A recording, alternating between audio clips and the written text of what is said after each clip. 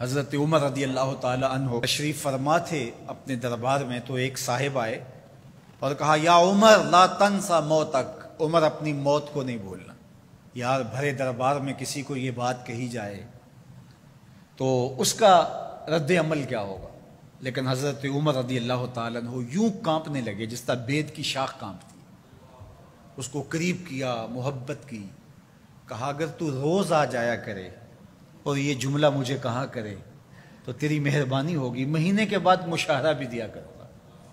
روز آتا ہے، بھری مجلس میں کہتا ہے عمر موت کو نہیں بھولنا۔ ایک دن وہ آیا، آپ نے اسے بلایا، محبت کی اور اس کو مشاہرہ دیا اور الوداع کہنا چاہا، تو اس نے کہا کہ میرے سے کوئی گستاخی ہو گئی؟ کہا نہیں، کوئی ایسی بات نہیں۔ کوئی اور شخص آنے لگا؟ فرمایا نہیں۔ تذکیر موت کی ضرورت نہیں رہی؟ فرمایا نہیں، ایسی بھی کوئی بات نہیں۔ تو پھر مجھے چھٹی کیوں دی جا رہی ہے؟ تو حضرت عمر رضی اللہ تعالیٰ عنہ رو پڑے، داڑھی پہ ہاتھ رکھا، ایک بال الگ کیا، کہا یہ دیکھ میری داڑھی میں سفید بال آ گیا، اب تیرے آنے کی ضرورت نہیں ہے، یہ بال ہی مجھے موت یاد کرواتا رہے۔ ہماری تو پوری داڑھی بھی سفید ہو جائے نا۔ میاں صاحب بولے ہڈیاں کمبن گوڈے کھڑکن تے اڑ گیا لک تیرا، ہڈیاں کمبن گوڈے کھڑکن تے اڑ گیا لک تیرا، اجے بھی بدیوں باز نہ آئیں جیو مرد دلیرا، فما اصبرہم علی النار۔ اللہ قرآن مجید میں فرماتا ہے لوگوں کا آگ پر کتنا حوصلہ ہے، کتنی ڈٹائی سے، دلیری سے کہہ دیتے ہیں یہ جہاں مٹھا اگلا کس نے ڈٹھا۔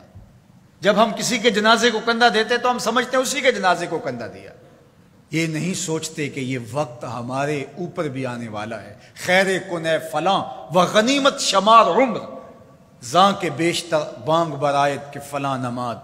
شیخ سعدی فرماتے ہیں کہ اے صاحب نیکی کر لے اور غنیمت شمار کر اس عمر کو، اس سے قبل کہ تیرے لیے بھی اعلان ہو جائے کہ فلاں بھی چلا گیا۔ پہلے تو سپیکروں میں اعلان ہوتا تھا، فیس بک پہ خبر آتی ہے فلاں بھی چلا گیا، فلاں بھی چلا گیا۔ اس سے قبل کہ یہ آواز آ جائے، یہ اعلان ہو جائے، یہ خبر مشتہر ہو جائے کہ فلاں بھی چلا گیا، تو یہ خبر آنے والی ہے، آج نہیں تو کل، کل نہیں تو پرسوں۔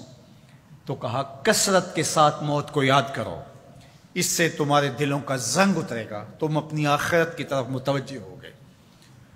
اور دوسری بات ارشاد فرمائی وَتِلَاوَةُ الْقُرْآنِ، اور قرآن مجید کی تلاوت کرو۔ قرآن مجید کی تلاوت اگر تمہاری زندگی کا معمول بن گیا تو تلاوت ایسا نور ہے جو دلوں کے زنگ اتار دیتا ہے اور اللہ کی معرفت کا رنگ چڑھا دیتا ہے۔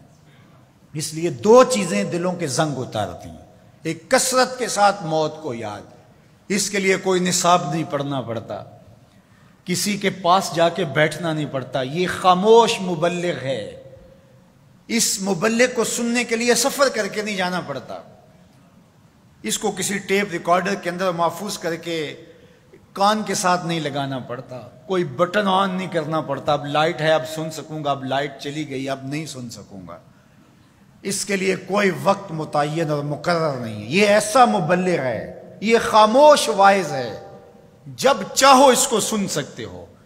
تو کثرت کے ساتھ موت کو یاد کرنا یہ تمہارے لیے دلوں کے زنگ اتارنے کا سبب۔ اور دوسری چیز ارشاد فرمائی وَتِلَاوَةُ الْقُرْآنِ، اور قرآن مجید کی تلاوت۔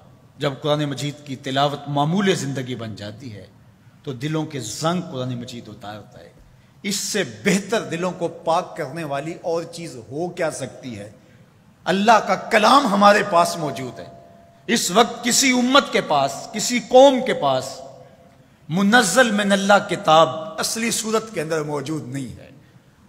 تحریف راہ پا گئی، لوگوں نے کتابوں کے اندر اپنی خواہشات کو شامل کر دیا، مشکل چیزیں نکال دی، ان کے اندر بہت گڑبڑ کر دی، لیکن قرآن مجید کسی زیر اور زبر کے تغیر کے بغیر صدیوں قبل جو سینہ محمد صلی اللہ علیہ وسلم پہ نازل ہوئی تھی آج بھی اسی طرح موجود ہے۔ ایک زیر اور زبر کا فرق بھی نہیں ہے۔